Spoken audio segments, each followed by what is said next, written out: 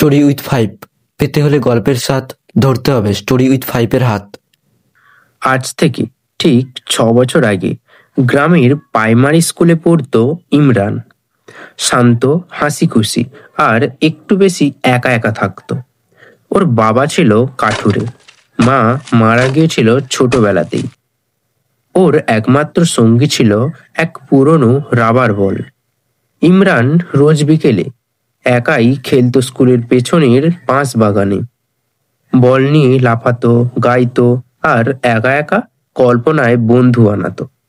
একদিন পূর্ণিমার রাত ওর বাবা বললেন, ইমরান বাইরে যাস না আজ, চাঁদের আলোয় বাঁশবনে কিছু একটা নাকি দেখা যায়, ভয়ঙ্কর জিনিস।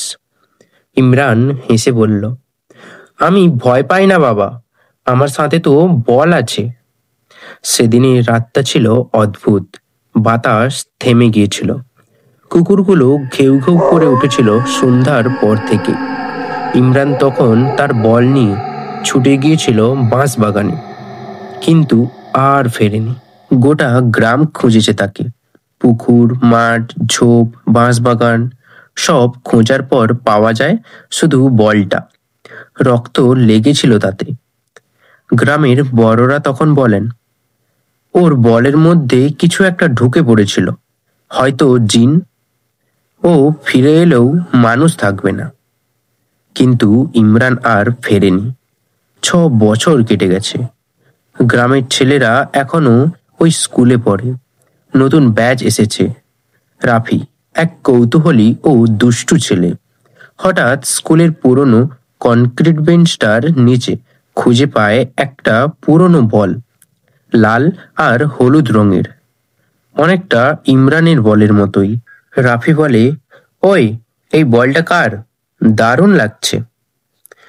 কেউ জানে না, শুধু মাস্টার মশাই একবার চমকে ওঠেন। রাফি ওটা নিয়ে যায় বাড়ি। শুরু হয় সমস্যা। রাতে সে ঘুমাতে গেলে বলটা ঘুরে ঘুরে বিছানার পাশে এসে পড়ে। সে ভাবে ভুল করে গড়িয়ে এসেছে, কিন্তু সকালে চোখ মেলতেই দেখে তার দরজার সামনে মাটিতে লেখা, আমার বল ফেরত দাও।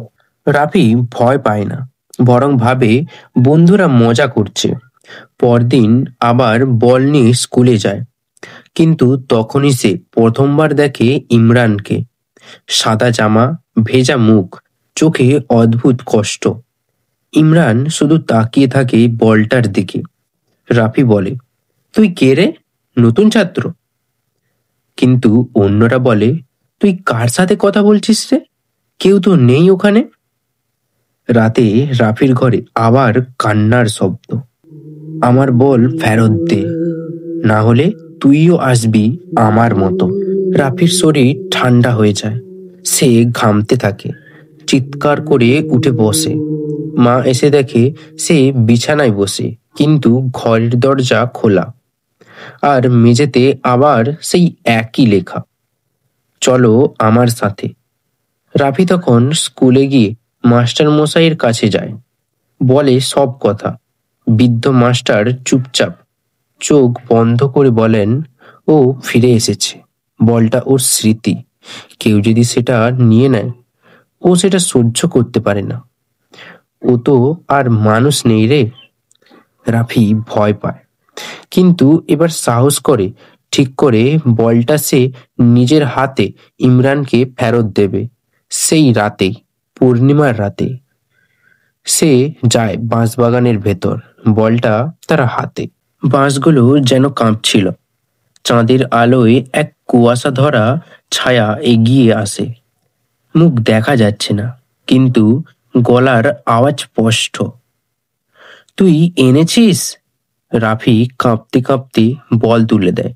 ছায়াটা বলটা নিয়ে বুকে চেপে ধরে, তারপর বলে, আমি একা খেলতাম, তাই সবাই ছেড়ে দিল।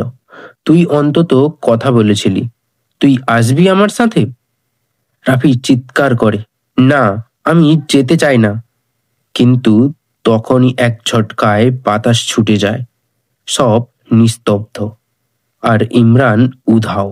পরদিন সকাল, রাফি পড়েছিল বাঁশ বাগানে অজ্ঞান অবস্থায়।